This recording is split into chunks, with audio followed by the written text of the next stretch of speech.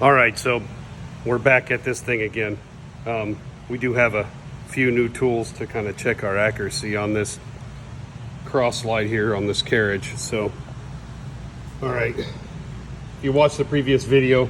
This is on the Grizzly G4003G gearhead gunsmithing lathe.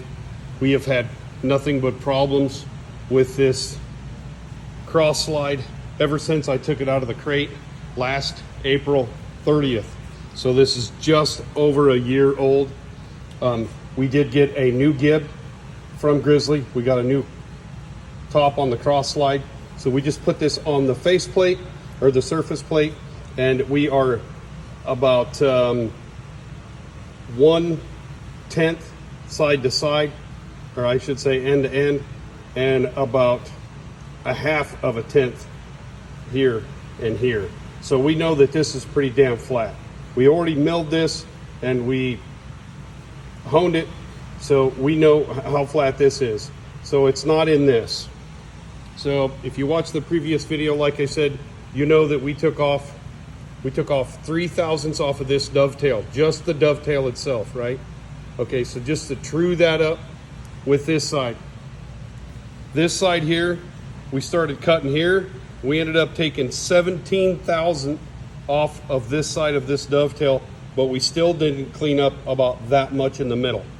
So what I want to do is I put some blue Dykem on them. The ink isn't here yet.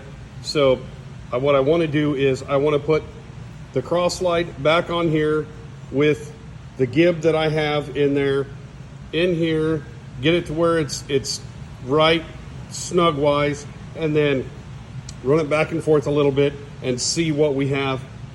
We have the top of this carriage just sitting on the vise because we have the vise all completely tore off of there. So I want to see what our wear pattern is now. Just a little bit that we had running it. You can see that there's kind of a gouge right there down inside that dovetail.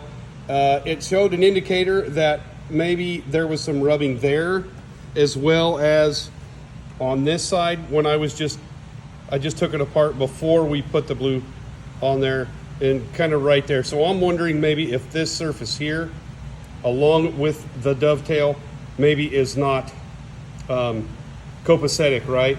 So when we had the cross slide on the surface plate upside down, I could not get a 1.5 thousandths shim underneath anywhere on that. So we know that we are really good on that, like I said before. So I can't indicate this whole thing because my little surface plate, it's only a 12 by 18, so it's not very big.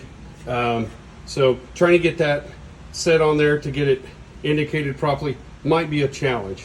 So and I don't think there's really not a good spot to do up here. So what we're gonna do is we're just gonna put these two surfaces together.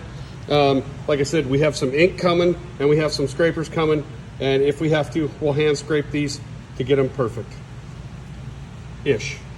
I'm not perfect, it's not a perfect world, and this is not the machine to be doing it on, but this is the machine that I have for right now. I gotta get it to work because I am 4 weeks behind. So let's try to see what we have here. I will do another video on that here in a few. So wish me luck.